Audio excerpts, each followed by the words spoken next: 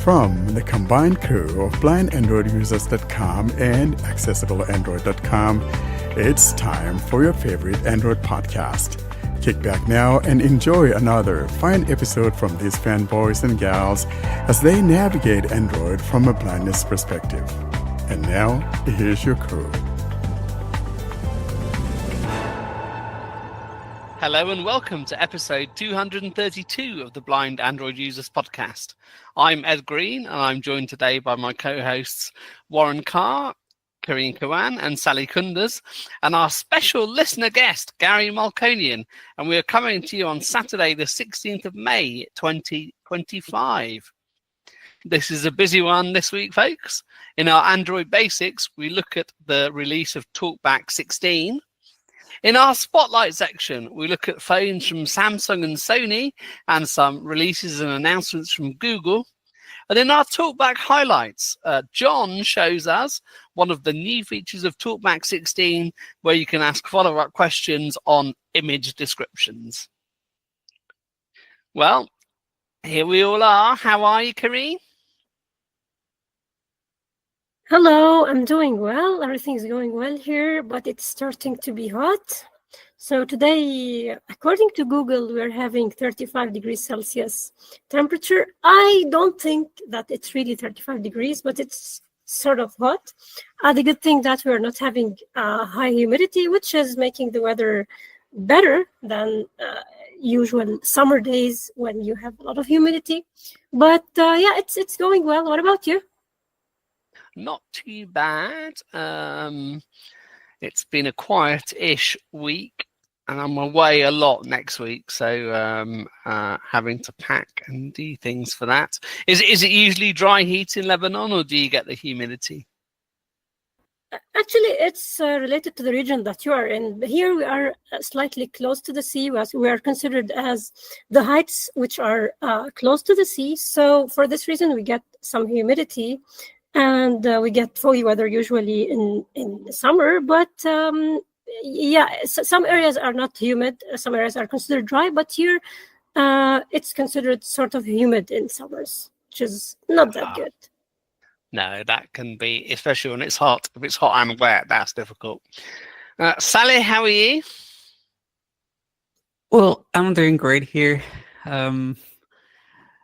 It's very hot for today. It's 30 degrees Celsius, and tomorrow it's going to be 15. What to say for that? That's up and down, isn't it? Yeah. And Warren, what are you up to? Not too much. I think I have a little bit of an allergy. It seems like every time I cut my grass, I seem to have that. Other than that, I'm doing okay. I cut my grass yesterday, and sitting here, though, it's going to be like 64 degrees, somewhere in there. We have some rain, chances of rain today, something which is a welcome side because we haven't been having any rains for a while. I think we had one last week, or was it early this week? I don't remember. But yeah, so we're going to be having some rain again today. And right now, we're sitting at 55 degrees, so can't complain. I still don't understand why you cut your grass when you literally have yard children to do that for you. Like, you should just make them. Well, my little girl, well, she does help me. We got 2 mowers, but sometimes, like yesterday, she was with her friends, so I cut it by myself. Warren went to mow his yard grass. Anyway.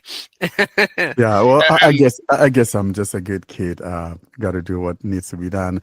I'm not going to be waiting for someone. I want to get it done. I want to get it done now. So I think I come from that mentality. So I could do that. I could go and get my beer from the fridge, but instead I make my daughter do it because that's what she's for. Yeah, because you're a lazy bum.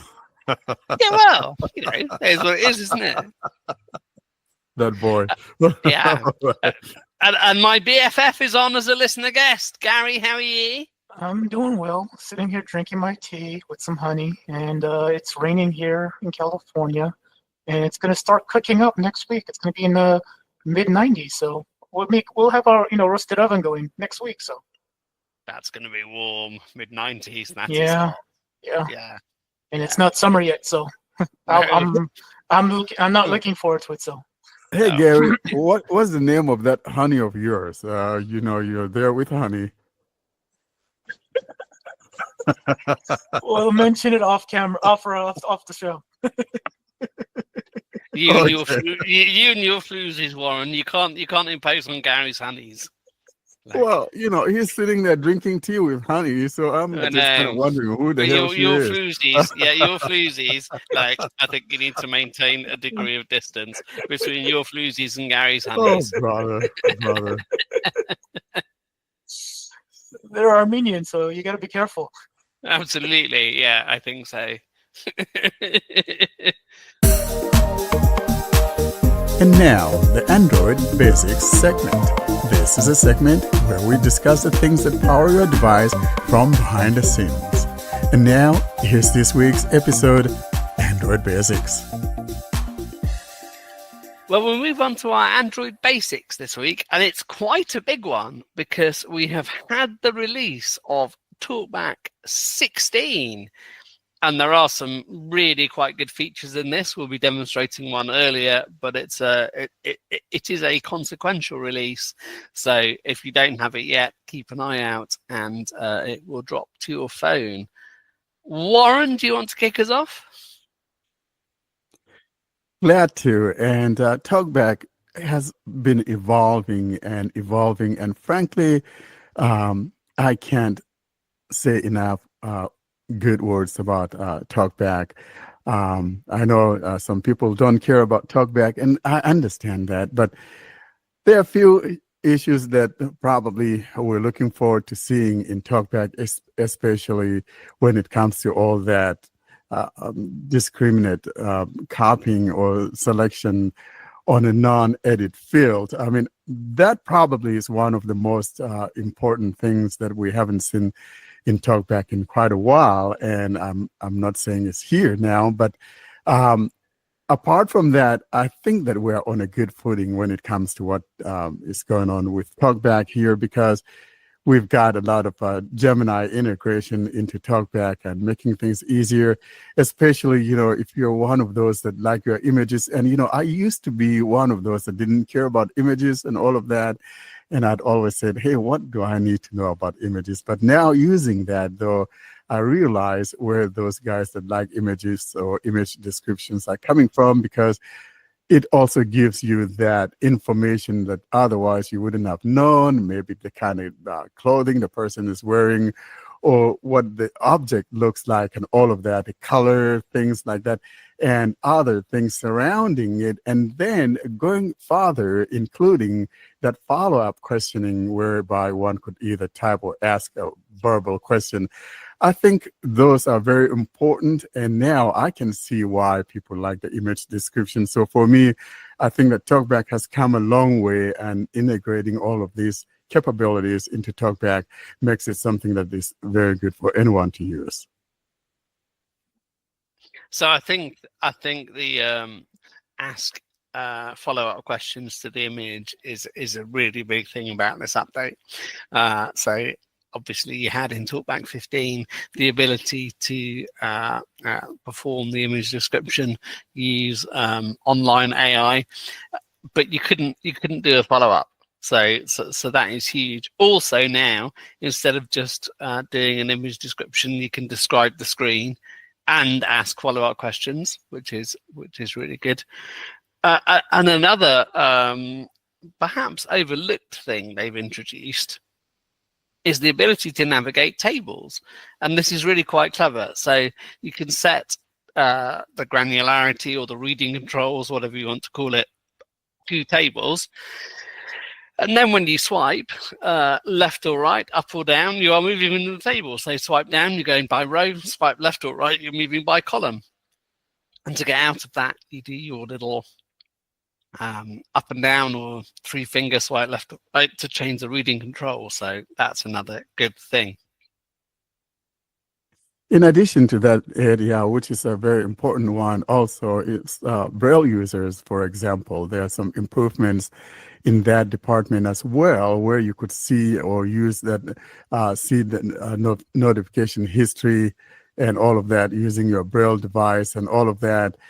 So I will say overall, this release is not a slouch by any stretch of imagination. It's a good thing that we have, and so many other improvements on there.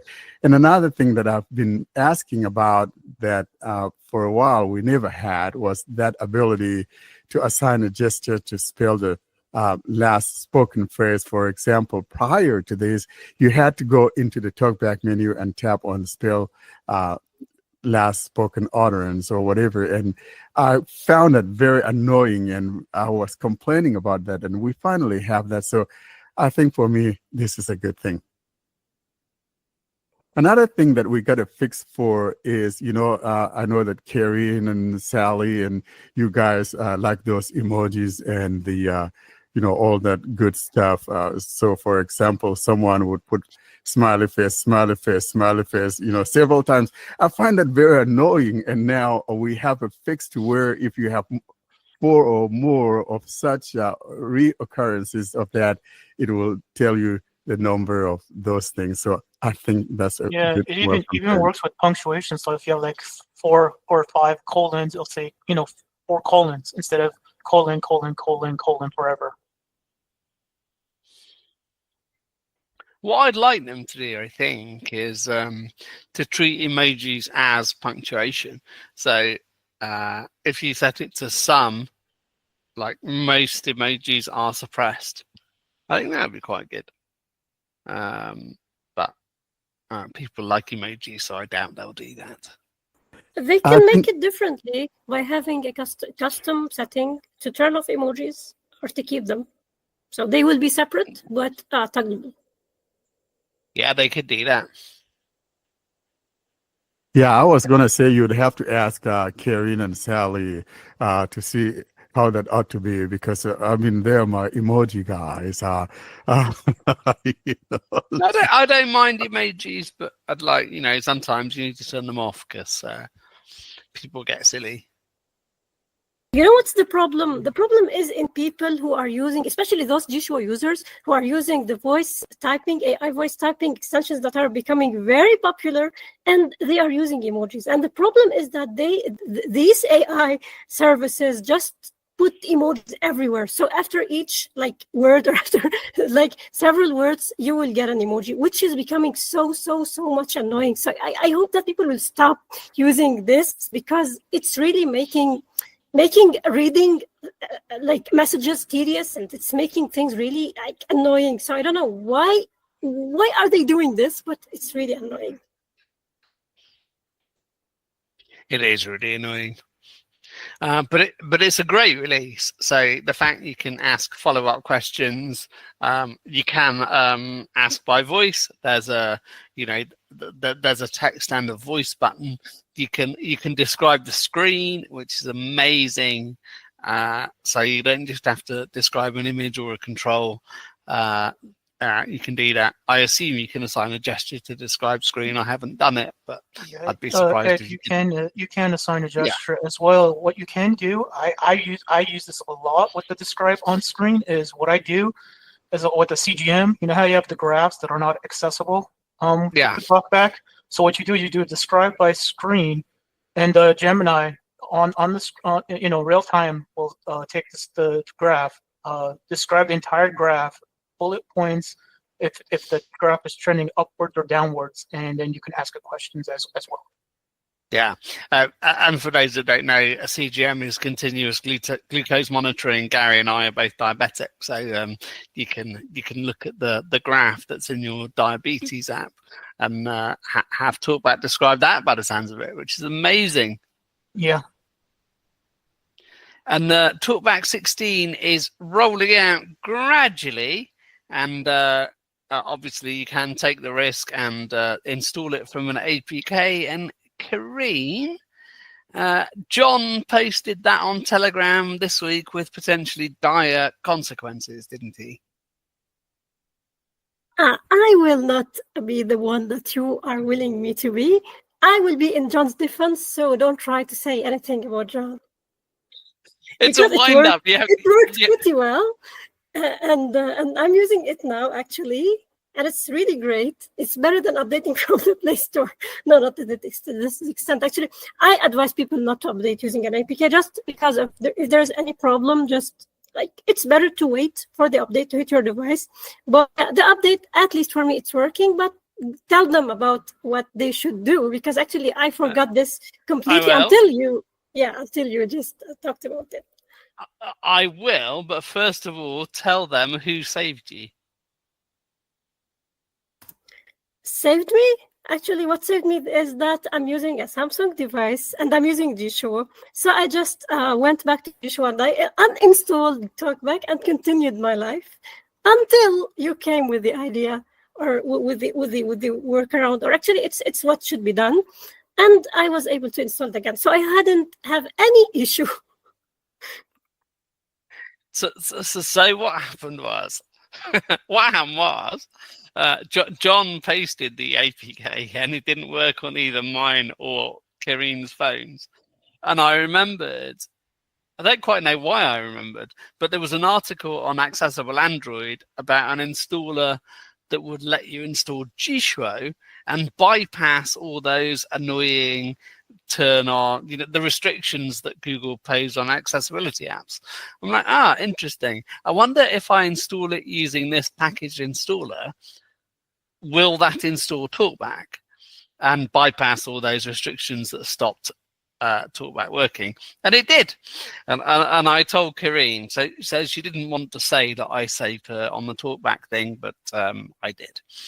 But the package installer idea was posted on Accessible Android for use with G-Show, and I'll put a link to it in the show notes, because probably if you are going to install it as an APK, this installer seems to be the way to get it to work immediately.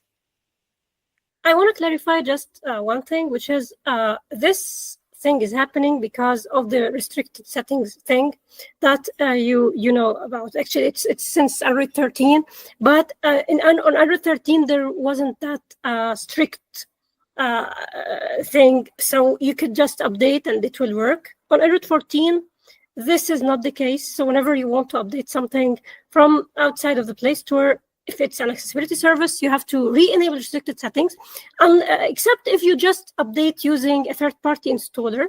The one that you had talked about is actually, I don't use it, but it's the one that is recommended or is suggested actually in the article. The good thing about it is that you can use it to open the APKs directly, so you don't need to go to the app and select the APK, but there are other alternatives. So the thing is that until now, using third-party installers bypasses this restriction. So if you ever use another third-party installer like Skit, it will work, but Skit doesn't have any option to use it to be the default one that you open the APKs with. So yeah, the point is just if you have any third-party installer, it should work, whether it's Skit, up to down, the one that you talked about, or like any other installer. I think APK Mirror, so the APK Mirror installer also should work. I'm not sure they all do work though. That was sort of the point of the article, wasn't it? Like the guy had tried quite a few. Maybe you're right. Maybe they do work, but that was why he wrote the article, because some of them wouldn't work. No, actually, what happened is that the guy found this workaround. He also wanted to share it with people because people were just trying to update, and the G-Show was stopping. So they had to re-enable it each time, to re-enable the restricted settings. So he talked about it as an example. So he based the explanation on this example, but this is not the only one that works. Actually, others work, and I actually use Skit. Oh well, that's good. I'm glad there are more options, but yeah, we might not then link to it in the show notes because some of the third-party externals will work, but it's good you have options. But yeah, do consider that when you are installing an off-piste app, if you like, not from the Play Store. And as Karen said, that Skit is a great app. And, we demoed that Skit maybe a couple of years ago on our site. And it's one of those great apps you could use in installing things of this nature if you find yourself in a bind. So, and that APK mirror Karen mentioned is another good one to use. So yeah, we've got a lot of options out there.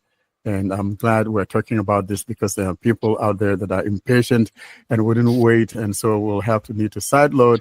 So use one of these to get you through all the barriers. Regarding TalkBack, what's new stuff? Actually, one thing is related to the table navigation that you already talked about before.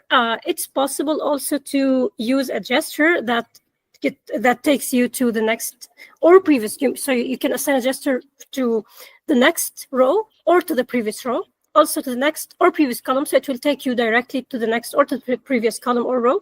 Also, it's possible to add columns and rows to the reading controls. So instead of using this new table navigation thing, which alters the usage of the swipes, right and left swipes, you could just use rows and columns as reading controls. So you move to rows, and then you swipe down like you do usually with reading controls to end up to move between the rows, and the same with columns.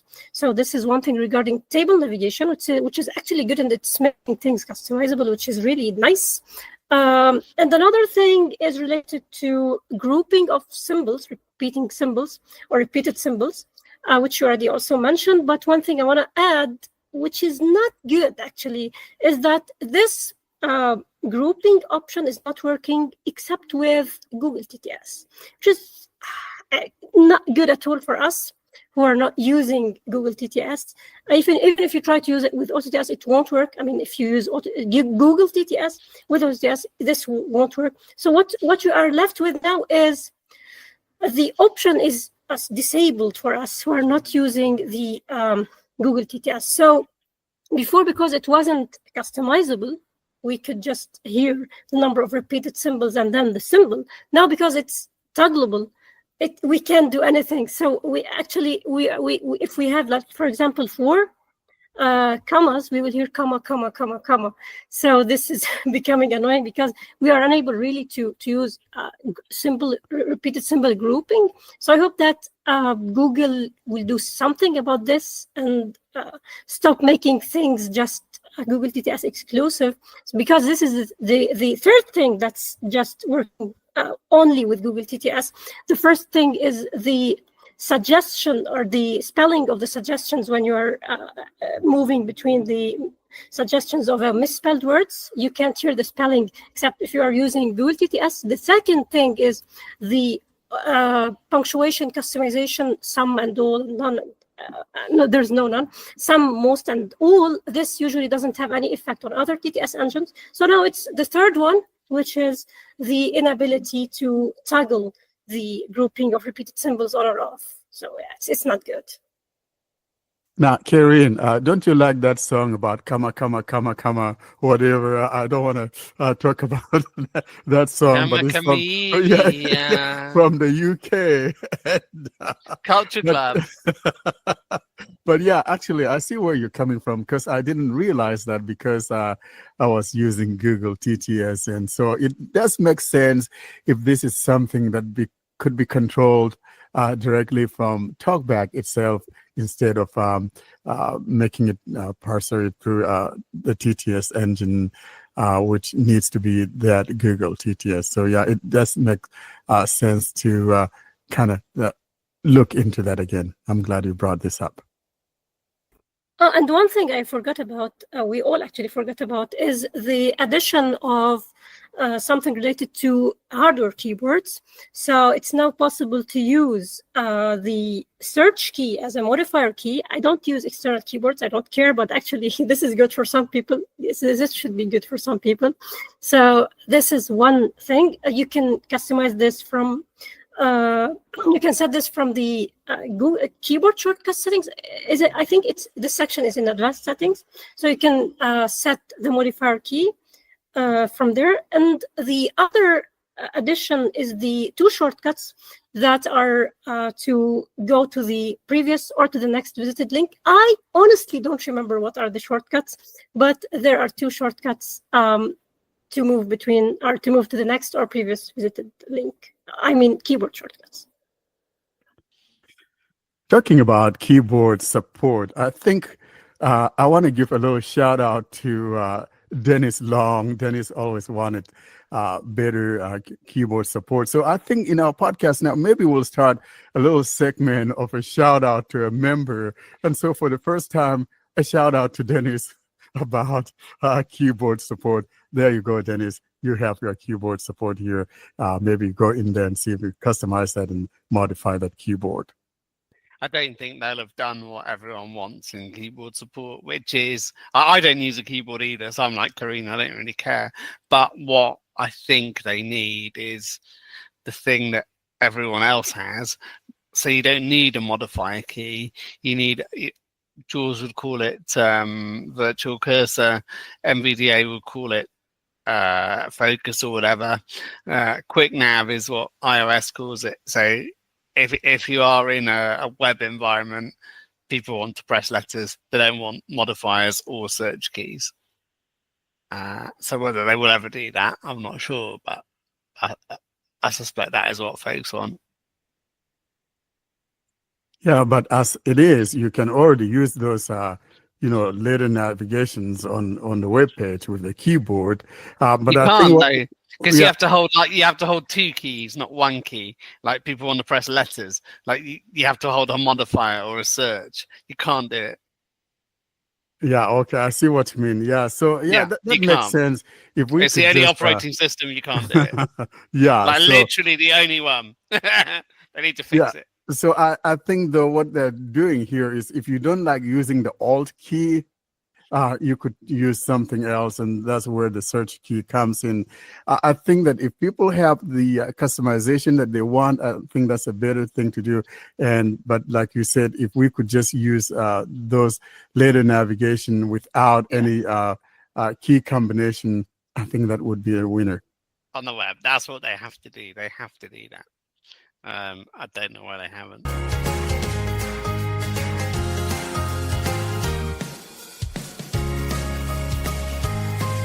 Welcome to the Spotlight segment. This is a segment dedicated to interviews with developers or interesting happenings in the world of Android. And now for this week's episode, here's your Spotlight. And now we move on to the Spotlight section, and it's a busy one this week. We have a couple of phones to talk about and some changes that Google have announced and things at conference and betas and all the rest of it. Where shall we start? Shall we start with the Samsung phone?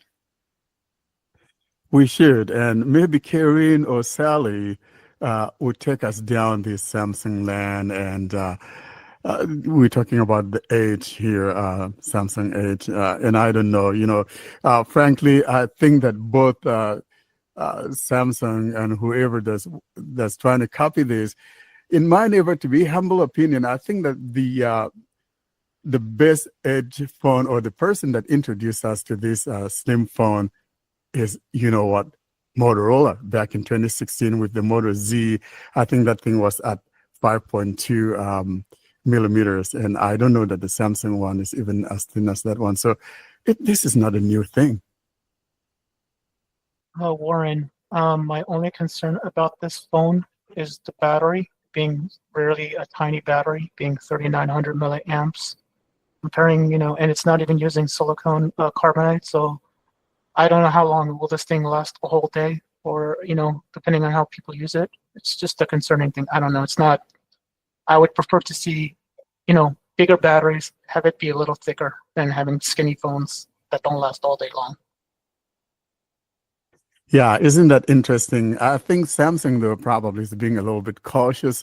Remember all that battery gate back in the Note 7, was it? Yeah, Note 7. So I think they're kind of being a little bit on the cautious side of things here. And the price is very pricey. It's $1,100. Yeah, and so I think that when it comes to all of this, the thinner the phone is, unless we have some other technology in battery capabilities, definitely are going to have a smaller battery. Because, for example, that Motorola Z that came in 2016 that I mentioned, that thing had, I think, like 2600 milliamp battery, and I could give them a pass because they had those little pogo pins or whatever, so you could add other mods on there, like say you want to add a speaker or you want to add some other mods on there. So as for that, I give them a pass on it. But for Samsung, they could at least make it 4000 milliamp, which probably they could. But anyway, I think, like I said, they're probably being afraid of what happened with that Note 7. Well, no, actually, the thing is that they are trying to make it as slim as possible. And this what made them actually use this battery. Actually, they are trying to beat Apple, and they did. They started before Apple. They released their phone before Apple. So this is one thing. And well, I don't know if people will like this. I mean, it's something different. This is, of course, this is obvious. This is a new series, let's call it. Actually, it's not edge in any way. It's just slim. I don't know why they decided to use the word edge, but it's a slim phone. It's really thin. I mean, if you look at it's 5.8 millimeters, which is something like other phones. Usually they start from 7 point something, and you call them thin if they are really starting from this.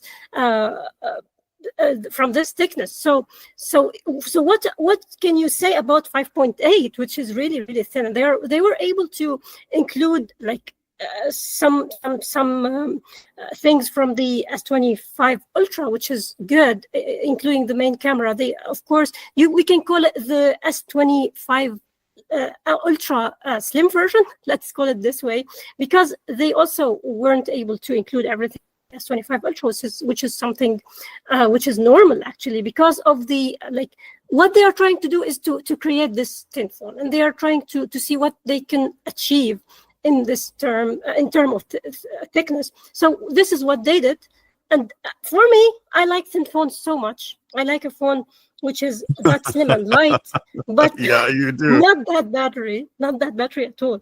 So if I'm going to choose between a thicker phone which has better battery, I'm going to use it, of course. So for this reason, I think they missed this. If they just added slightly, like maybe what would it include? I don't think that it would include it won't add so much to the thickness, but having less than 4000 milliamp power, it's something it's not good into 2025. These guys here, they're counting this as, whatever. But I think they should, the credit should go to Motorola, because whether Apple or Samsung, they're adapting this. They're not the first on here. And I mean, we're talking 9 years ago when Motorola came up with this, and it was 5.2, not even 5.8. So nothing new here under the sun, right? Well, here's the thing about this phone. You're making a slim phone, but the size is the same as like the flagship phones. And what is even more bothering is that they're going to replace the Plus, and instead of Plus, they will release Edge versions starting from S26. This is just a rumor, but even thinking about it made me so go mad. I'm using S25 Plus. Some people don't want to go for the regular base model or the Ultra, so Plus is the best for them.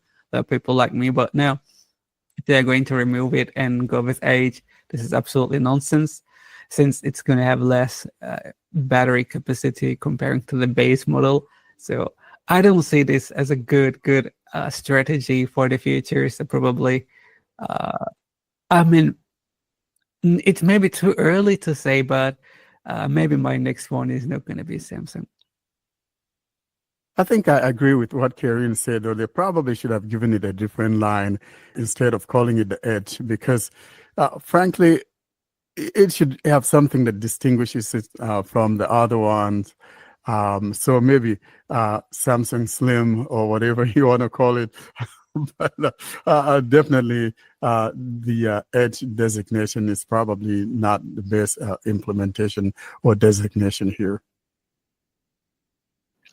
Only time will tell, depending on how they do with sales. If the thing flops with sales, they go back to the drawing board and come up with something, a better product. That's how I think is going to be the eventual either downfall or success of this line.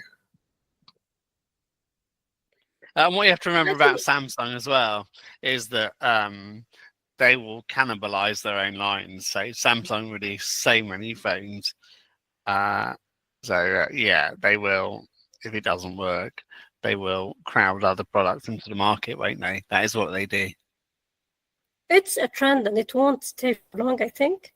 Because as some reviewers are already saying, this is something that nobody asked for actually. So people don't care. I mean, maybe people were caring like some years ago, but now people don't care. They want better batteries. They want, and something which is important here is if you are having this phone and you want to protect it, you may be needing to use a thick case to like something durable. So it will actually defeat the purpose of the whole idea. So you will be getting at the end of the day something which is not as you wanted it to be. So I think this is also a problem. So I can say that I don't think that they will sell this device won't sell like they want it to be because of actually also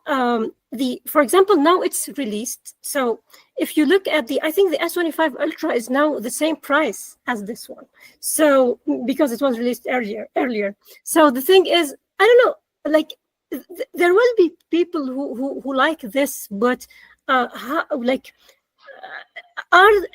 is the number actually something that they can count on? Actually, I think that most people will go with the S25 Ultra at that stage, and they will just forget about this one. So I'm really not sure what are they going to do, and if this thing is going to sell well. And I hope that it won't be selling well.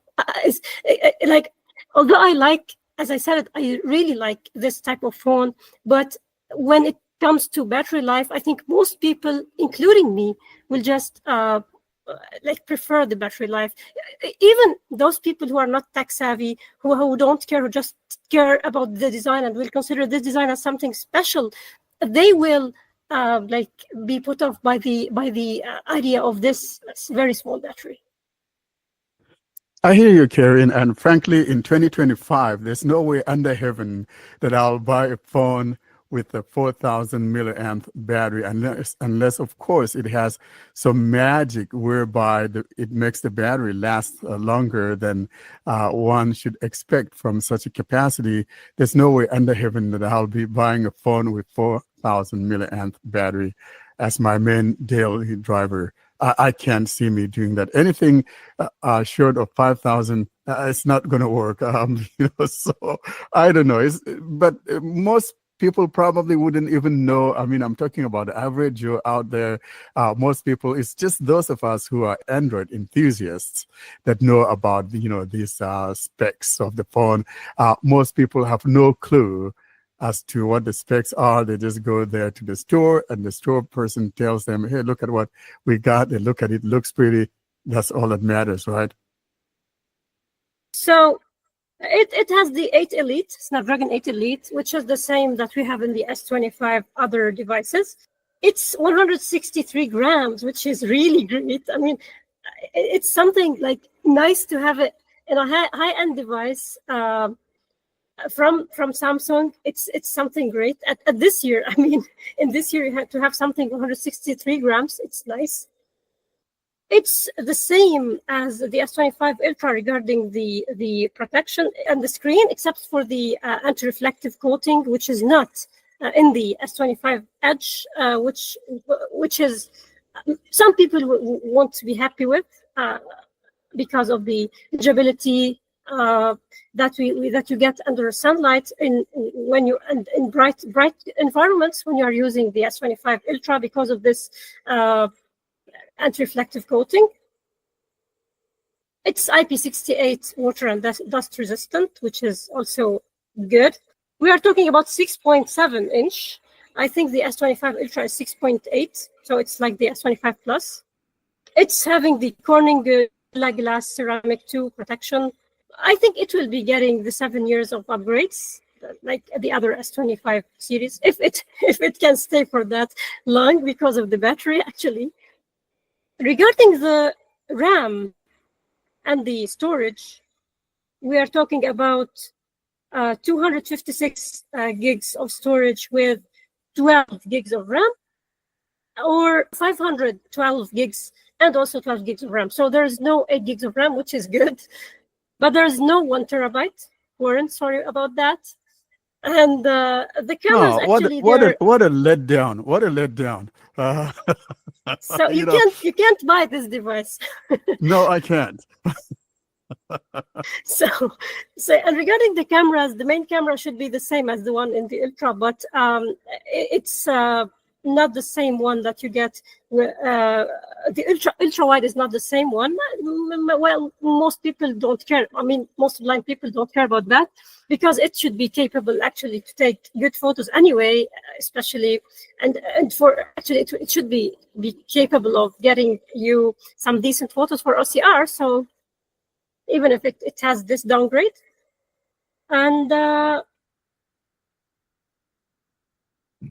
so these are the important things about this device. So let's call it, actually it doesn't have the S Pen, of course. So let's call it it's similar to the S25 Plus in some areas, and similar to the S25 Ultra in some other areas. So yeah, it's combination between some Ultra features and some Plus features. Sony has also released a phone, or at least announced it for pre-order, which is the Sony Xperia 1 Mark 7. And as for Sony, it's another amazing phone, hardware-wise. It's quite expensive, at least in the UK, though, almost £1,400 for a phone that's going to be 256 gig and I think 12 gigs of RAM. There are rumored to be 512, 16 gig variants. I'm not sure if they are available in your market, but they supposedly exist. It apparently has 4 years of software updates and 6 years of security updates. I do love Sony phones. I do love the hardware, but they are awfully, awfully expensive. You know, hooray for Sony there, finally trying to catch up some, especially there in that update department, 4 years of OS support and 6 years of security patches. I think that's Sony is finally rolling around. And the one thing, though, even though I don't see me buying a Sony phone, even though I would love to, the only thing that holds me back from buying the Sony phone is not neither the price nor whatever, but that fact that I like being on the cutting edge of the OS and all of that. I just couldn't see me doing that. But the one thing I like about them that no one else is doing, and all of these thieves that are cheating us, you know, they got that headphone jack and they also have that SD card. So frankly, in as much as I don't care about Sony, I think I tip my hat off to them, because they really have kept, you know, that the faithfuls, you know, believing in them, and by keeping these two features of the phone that now these companies have removed away from us, because they now want us to pay subscription models to have all the that cloud storage and all of that. I mean, it's like this is so if whether you get a 256 gig of the internal storage of the Sony phone, this supports up to 2 TB of SD card. So if you got a 2 TB SD card and you slap that thing on, you got 2 point something whatever TB. And so frankly, all these thieves that are keeping us away from SD card, I know, Ed, you say, oh, you don't want a SD card, but I think Sony says different. Well, the first thief was actually Google, because it's the first one who started this trend. So Oh boy. you Yeah, should be careful. I should be careful. Well, but Google had never made bones about this because from the get-go, they didn't include SD cards, right? Earlier on, they are the very first ones that didn't want SD card, of course. And I think maybe they were thinking down the road, we're going to be able to charge for this storage. So they were forward-thinking people. Hey, we should not get them used to this. Rather, we should just think down the road we're going to be charging money for the storage, and so we'll sell them this cloud storage and all of that. So I think, yeah, you're right. The first thief is Google when everyone else was doing SD cards. And then, remember those ads where Samsung was taunting the guys on the Fruitvale side of things that, hey, you guys don't have an SD card. And guess what? Samsung did the same thing. Kind of idiotic, if you ask me. Yeah, it's an expensive phone though. It really is. Like, I mean, it's got some amazing features, but for quite, low internal storage, yeah, you can put an SD card in it, sure, but that's going to run slowly. I don't know. Like they're great phones. I love Sony's. I had the one 4 years ago. I think I had the Xperia 1 Mark III, and it's great. But I don't know, the price looks really high. One of those, I don't remember which one it was, but one of them actually was like $2,400 or $2,500. So, yeah, Sony is very expensive. But I've always said, they kind of try to live on past glory, basing it on the name and the brand and all of that. But yeah, when it comes to hardware, they do stuff right, but I don't know. Yeah, it's a bitter pill to swallow, and most especially with the limited number of years of updates. But I mean, like I've said, they've kind of improved now. 4 years is not bad. I think I would be able to live with 4 years if I really like the phone. Yeah, I mean, the audio quality is amazing, especially if you use the right headsets.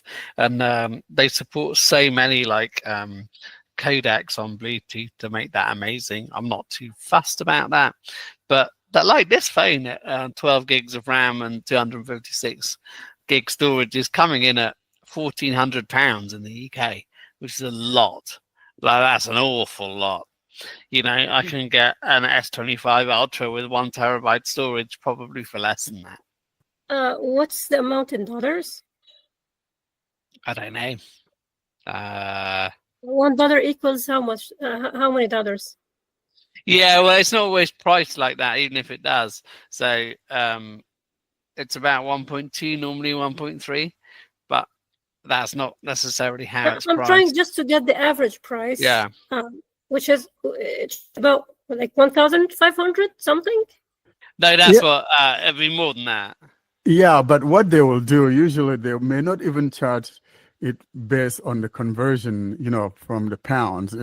They charge it, based on the region. So they may decide to charge it at the same price at maybe 13 something here in the States. Alexa says it's 1,800 odd. So whether they charge that or not, it looks expensive, even though the hardware is amazing.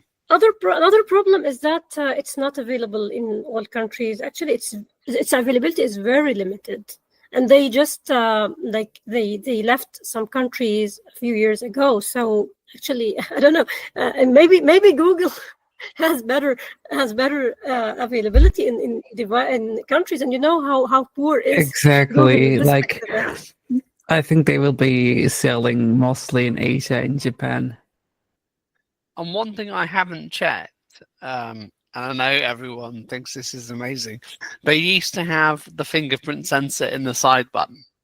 And I always hated that. I think a fingerprint sensor should be either on the screen or on the back. Because if you want to unlock your phone just to see what's on your lock screen,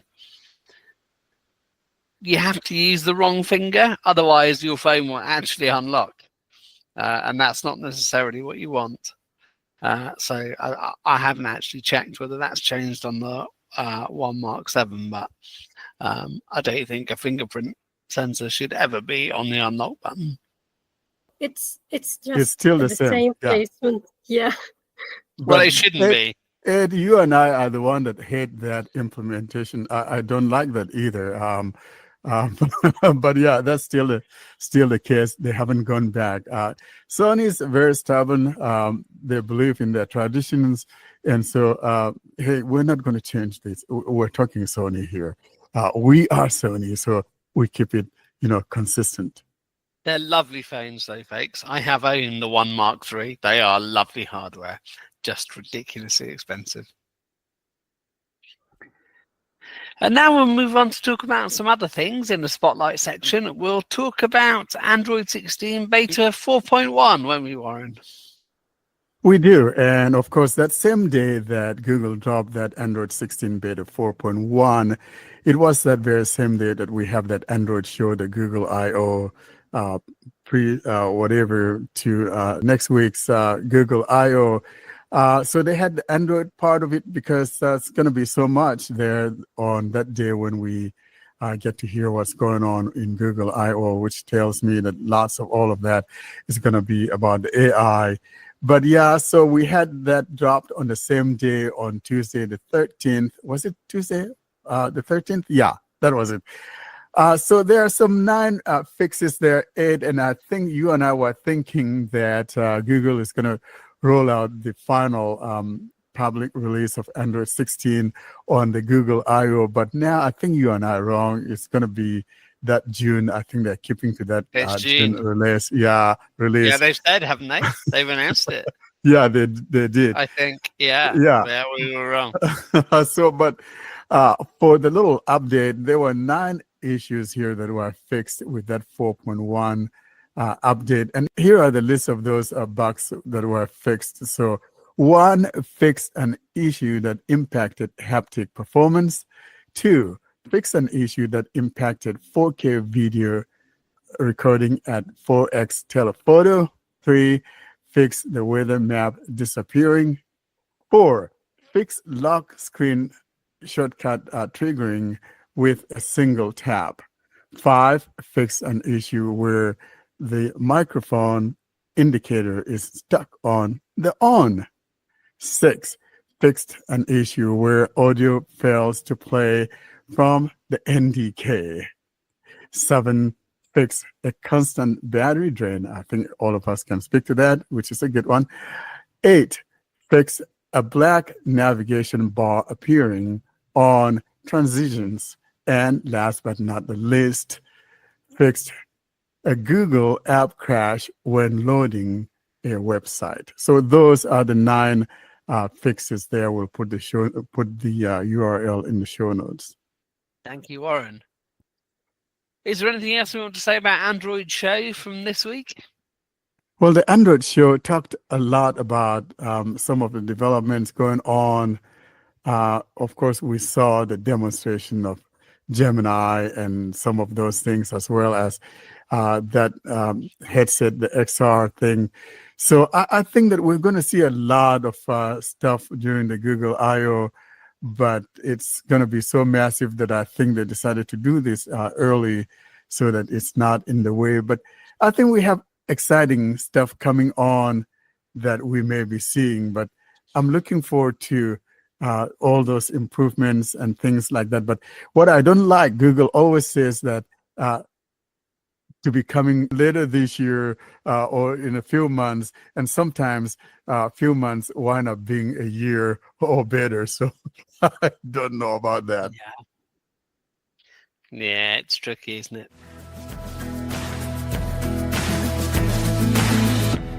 And now, for the faithfuls, this is a native Android screen reader segment, simply referred to as TalkBack Highlights.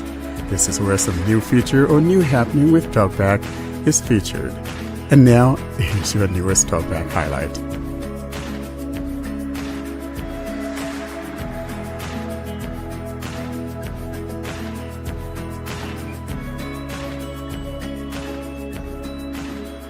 And now we move on to the TalkBack highlight section. And John shows us a feature we've already discussed about TalkBack 16, which is the follow-up questions with Gemini. Hello. In this edition of TalkBack Highlights, I'm going to show you a new feature that was introduced in TalkBack 16, which is follow-up questions for Gemini image descriptions.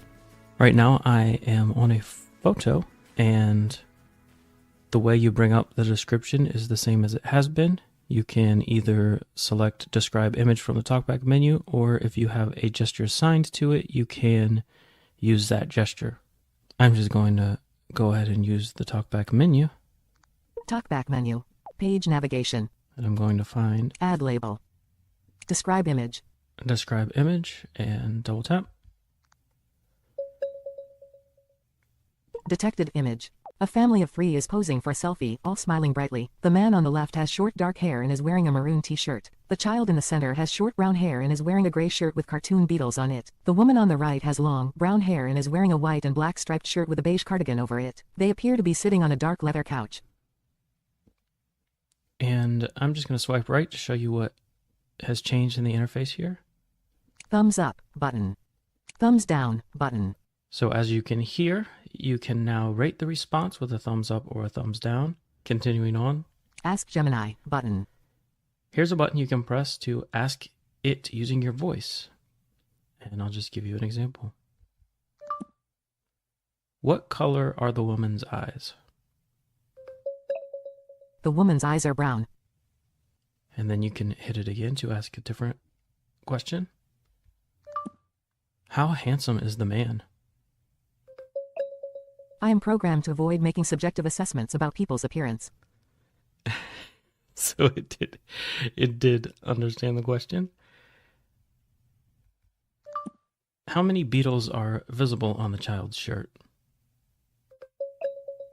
I can see at least 3 beetles depicted on the child's shirt. You mentioned the man's shirt was maroon. Can you tell me anything else about the shirt?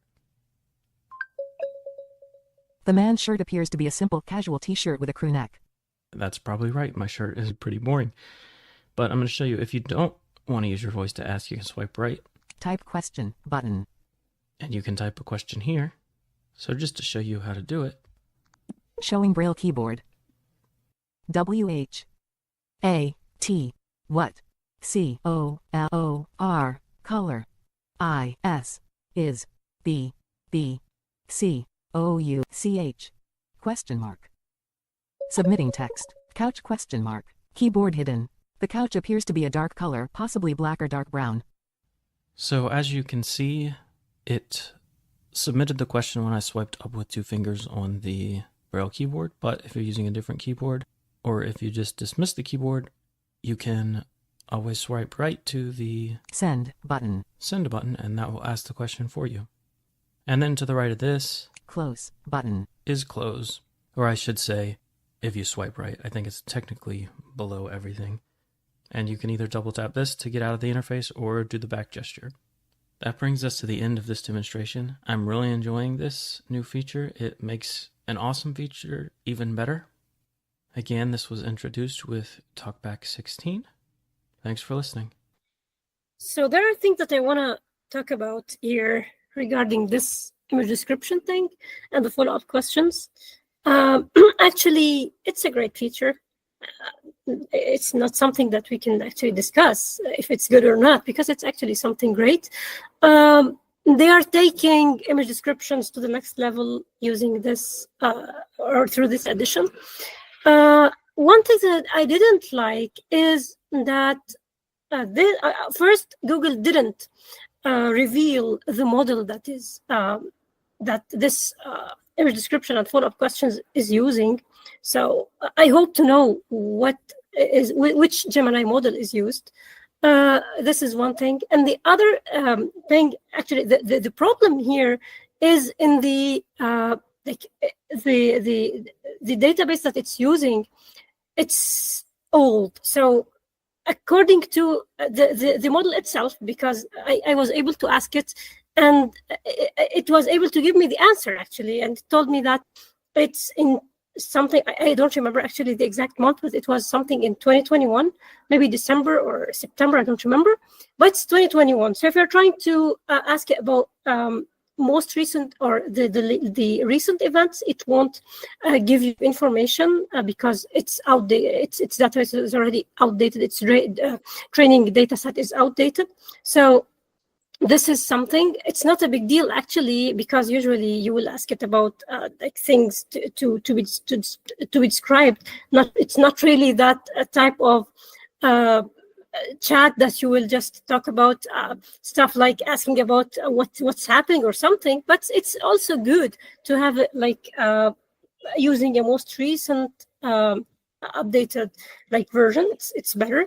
It was like, it's good. I mean, John was able already, or showed us already, the capabilities, especially with respect to people. It's describing people in a good way. It's not having sort of restrictions, the annoying restrictions regarding asking about people and giving information. Actually, Gemini itself doesn't have this issue, even when you are using other things that are not actually blind related, like the camera live feature and other stuff. So it's good. Well, it's also the answers that you get are good, but talking about the other thing, which is the entire screen description, it's having some issues. Actually, it was hallucinating icons on my home screen.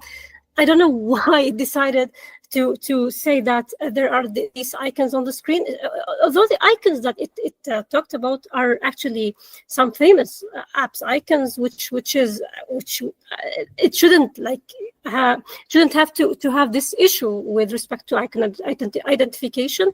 But I mean, the great thing about this Gemini thing and image descriptions, it's very, very, very quick, because when you are using the usual one, you have to wait sometimes for about a minute or less. Sometimes it's less actually, but you have to wait. Even if you're sharing something with other apps like Be My Eyes and other apps, you have to have slight waiting. Here, it's almost instantaneous. So this is really, and usually like it's something that's happening constantly. So not like this time you will wait, tomorrow you won't, or after 5 minutes you won't wait. It's always like very quick, which is something really we should praise Google for, because it's something really great not to need to wait when you are just checking something quickly and you want to get this description which will not actually disrupt your workflow at all when you are just getting the description and closing, and it's really great.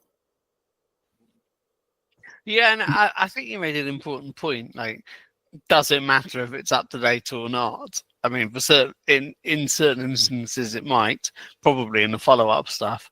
But if what you want is, a quick description, and it is only describing the image even when you follow up, well, it would be great if it was up to date to 2025. But if it isn't, you perhaps use another AI engine to do the things you need that to do.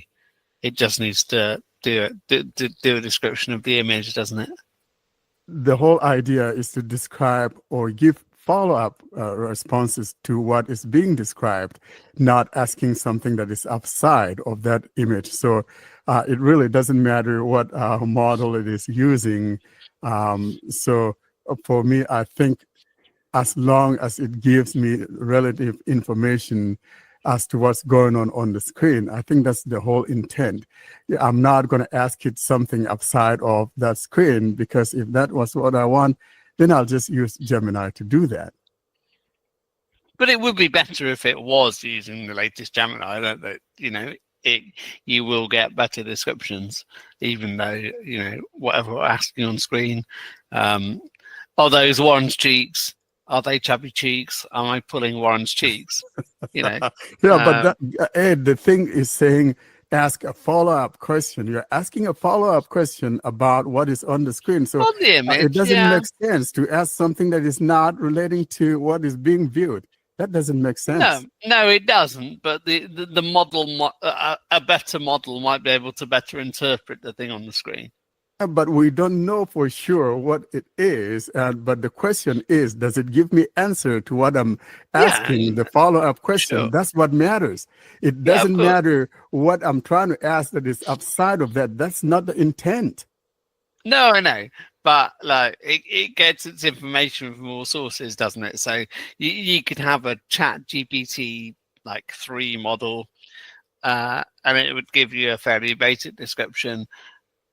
It is probably better to have the best model you can applied to the picture on your screen. Like there's Yeah, but we I got don't to think keep there's in mind that this thing is something that is free for everyone. Some of the most capable models are paid versions, and you're not going to yeah, expect someone that does not have this. So for me, sure. frankly, this is good enough, and there's No, nothing here to yeah. complain about. No, absolutely, it's great. But also, you're sort of acknowledging by saying that there might be a marginal differential if you could have the paid model. So I think, well, Google will use its own what do you call them? API keys to query the the TalkBack image descriptions. So yeah, it's pretty good. Yeah, but Warren, you were talking about the free and paid stuff. So actually, it's not bad to give TalkBack users the ability to use paid models. It's not at all bad. Google has the ability to do this. I don't say I wasn't saying, and I won't say that Google the image description provided in TalkBack is not good, or that the follow-up questions is not good. Actually, this is not the thing, but Google is able to. And other than that, there are free models that everyone can use, and Google could use them. So, for example, the 2.0 Flash and the 2.5 Flash preview, people can use it in the free version. So it's not really a problem. But being able to benefit from the recent models is something good. I mean, yeah, they have to rely on something stable enough. They shouldn't use previews. They shouldn't use the new versions, the versions that they are still just not stable. It's understandable, but it's good to always give the TalkBack users this flavor of updated stuff, because we rely on image descriptions, and the description itself will be impacted by the model that is used. And I'm going to do comparisons between the Gemini app and the Google TalkBack descriptions, and I think that I'll find that the Google TalkBack descriptions aren't going to be as rich and as the Gemini descriptions. I'm almost sure about that, but of course we can't give assumptions. It should be just something that we have to do tests, and after conducting the tests, to talk about it. Yeah, and you need to decide whether that matters. Sometimes it might, but obviously, if you're like flicking through your Facebook feed, you want a quick image description. You don't really care about what the thing is. It's not like, I mean, you do care because you're on your Facebook feed, but you're swiping, right? So maybe that's fine. Maybe when you're doing Gemini descriptions to describe a scene you care about, or to even give you a description of a document you care about, or whatever you're using Gemini for, that might be a more deliberate act. So maybe that's fine. You're making a good point here. I think, yeah, we should put this into consideration, because also the speed will be impacted if you're using another model or a newer model.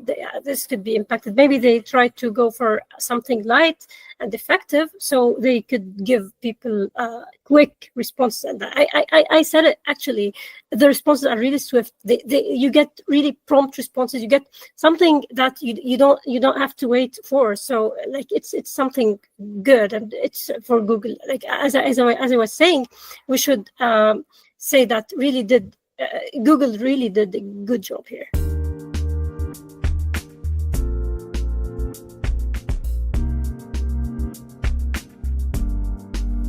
All good things must end. Thus, it's curtain drawing time, bringing us to the close of this week's episode. Coming up, though, we give you information on how to get hold of us.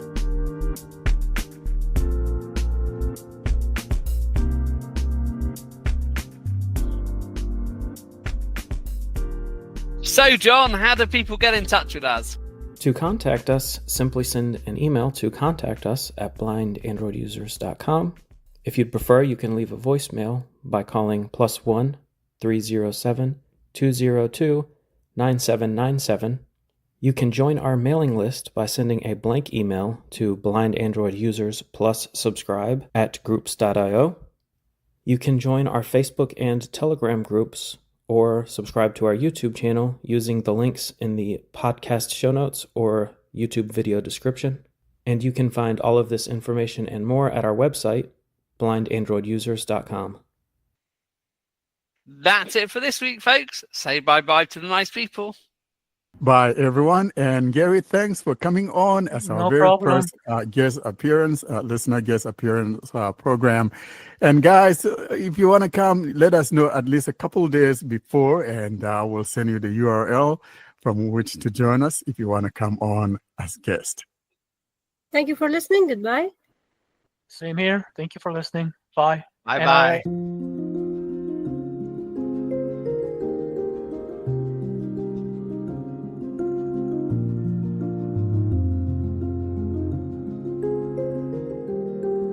Thanks for listening to another episode of the Blind Android Users Podcast.